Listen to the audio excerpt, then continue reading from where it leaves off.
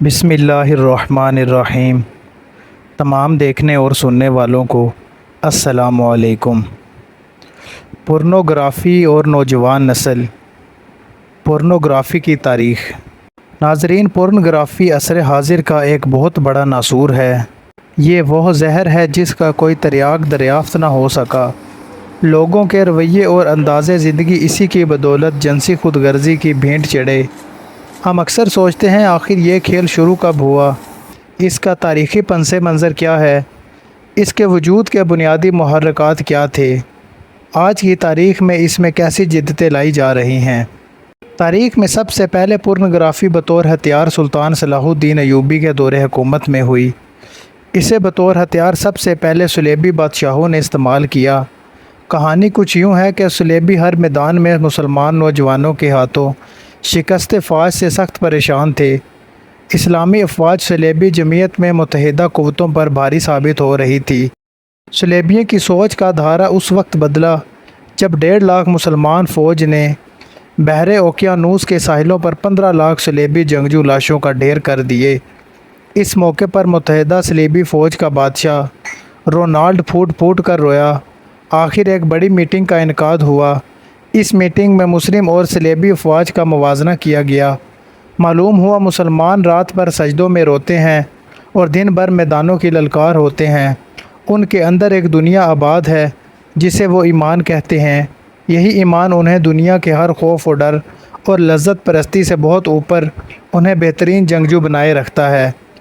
جبکہ صلیبی فوج رات بھر زنا کی محفلوں اور دنیا کی رنگ رلیوں میں مشغول رہتے ہیں، لہٰذا دنیا چھوڑ کر ایک نئے جہان کا خوف انہیں شکست فاش سے دوچار کرتا ہے۔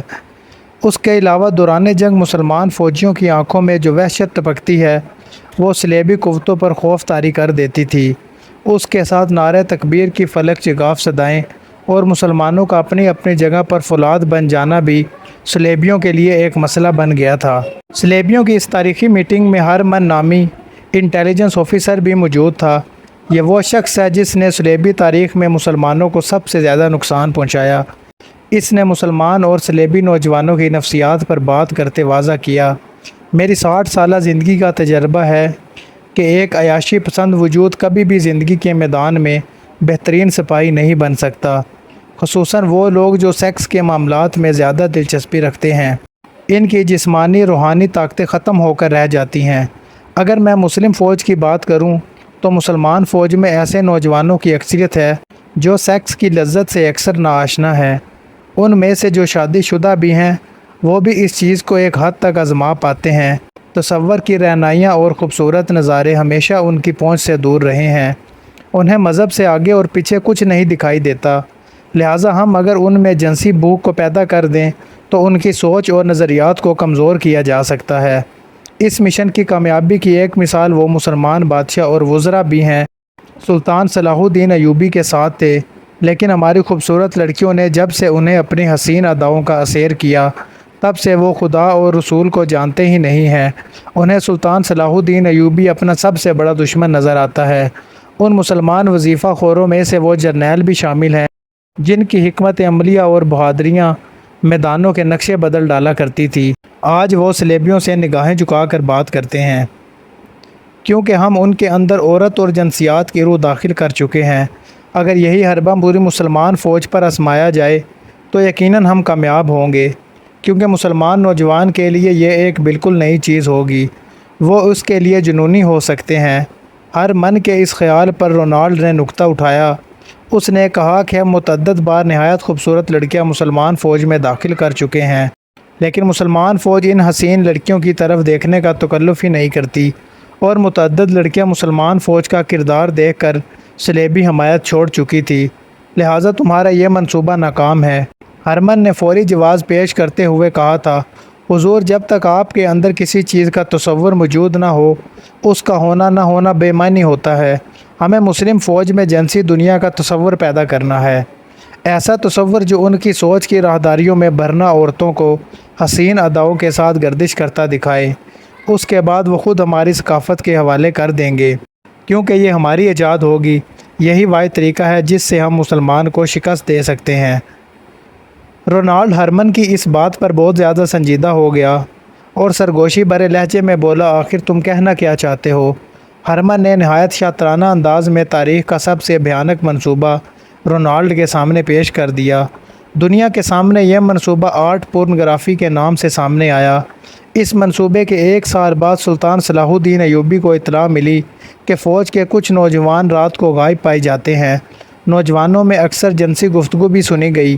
سلطان صلاح الدین ایوبی نے اس چیز کو اتنا سنجیدگی سے لیا کہ خود بھیس بدل کر ان نوجوانوں کا پیچھا کیا تو معلوم ہوا فوجی قیام گاہ سے کچھ فاصلے پر ایک قافلہ رکا ہے جو بظاہر مسلمان ہیں، لیکن ان کے پاس فحش تصاویر کے کچھ نمونے موجود ہیں۔ جب سلطان نے وہ تصاویر دیکھی تو دنگ رہ گئے۔ ان میں ایسی منظر کشی کی گئی تھی کہ کوئی بھی نوجوان سیکس کے لیے جنونی ہو سکتا تھا۔ اس دوران سلطان صلاح الدین ایوبی کو دمشق اور مصر کے دیگر شہروں سے اطلاعات ملی کہ شہر میں فحش تصاویر کے قبہ خانے کھل گئے ہیں جہاں جنسی اشتعال انگیز تصاویر دکھائی جاتی ہیں۔ سلطان صلاح الدین ایوبی نے فوراً اپنی جنگی پیش قدمی روکی اور پورنوگرافی کے اس ناسور کے خلاف محاذ کھولا۔ اس حوالے سے سلطان صلاح الدین ایوبی نے ایک تاریخی تقریر میں کہا تھا، ہر قوم کی طاقت اس کا اچھا یا برا کردار ہوا کرتا ہے۔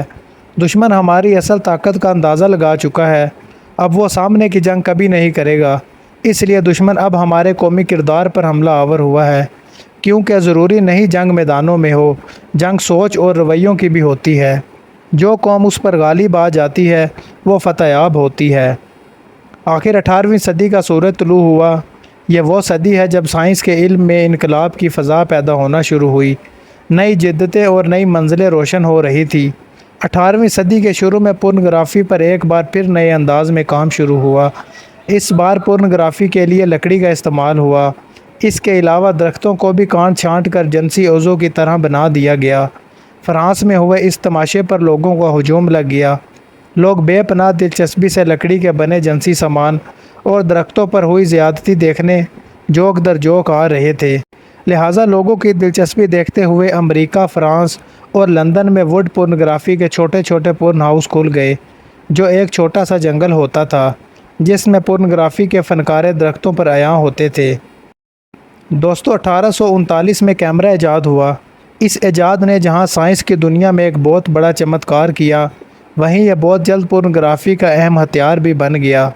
1855 میں پہلی بار اسے پورنوگرافی کے لیے استعمال کیا گیا، لیکن اس پورنوگرافی میں مسئلہ یہ تھا کہ کیمرہ تصویروں کی صرف ایک کاپی بناتا تھا، اس تصویر کو بہت زیادہ شیئر نہیں کیا جا سکتا تھا، اس لیے پورنوگرافی کا جن مشکل کا شکار ہو گیا۔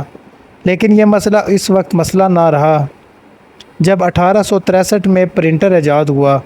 اس ایجاد کے ساتھ ہی سیکس تصاویر سے بھرپور پلے کارڈ اور جنسی خاکے لوگوں کے ہاتھ میں آ چکے تھے۔ 1871 میں جنسی تصاویر بلیک اینڈ وائٹ رزلٹ میں پوری شدت کے ساتھ مارکیٹ میں آ چکی تھی۔ ان مارکیٹوں میں فرانس کی مارکیٹ سب سے آگے رہی۔ دوستو، 1876 ویڈیو کیمرہ ٹیکنالوجی منظر عام پر آئی۔ اس ٹیکنالوجی میں ویڈیو کیمرہ ایک منٹ میں 60 تصاویر کو کیپچر کرتا تھا، پھر اس چرخے کو ہاتھ سے چلایا جاتا۔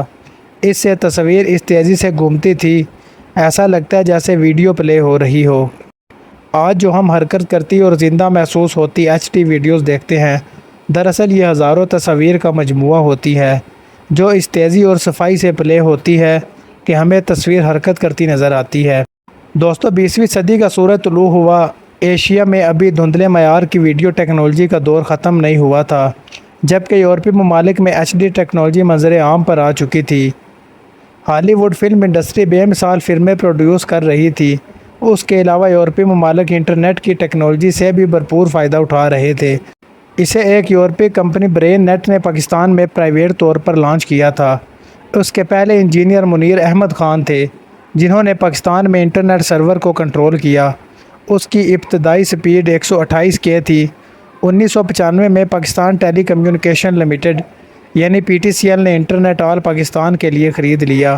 سن 2000 میں انٹرنیٹ پاکستانی عوام میں مقبول ہونا شروع ہوا۔